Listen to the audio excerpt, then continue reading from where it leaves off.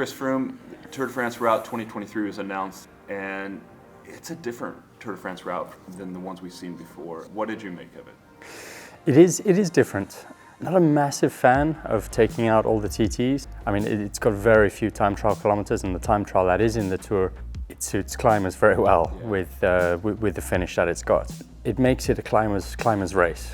For me, over the years, the Tour de France has always been about who can do everything, who can survive the classics type stages, who can potentially do a bit of cobbles, who can climb extremely well and time trial extremely well. But I think next year's route, a pure climber, a guy, maybe someone like Nairo Quintana, he could be a real contender for the title next year, with it being so heavily focused on just the mountains. Obviously, we've got Jonas, who won it this year, Pogacar, who was not far off, but this route will suit them extremely well. But I think if it had more time trialing in it, it would have maybe opened it up for a few other people. I think before I start thinking about, in terms of trying to win a 5th Tour de France, I've got to make myself some, I guess, achievable goals, given where I've come from the last few years.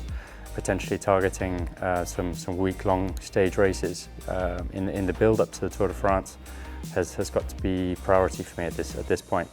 If I get to that point where I'm able to perform in week-long stage races, then obviously my focus will shift very heavily onto the Tour de France. It's clear with the route that's been announced that there's going to be a huge focus on just pure weight versus power, and to be in the best shape possible for the climbs in the race. There's also quite a few opportunities for the sprinters.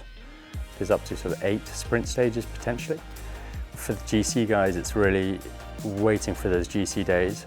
There aren't that many mountaintop finishes in the Tour, not as many as if you'd compare with the Vuelta a España, for example. So there's less opportunities, but basically less room to get things wrong as well. So it's going to be all about the climbing.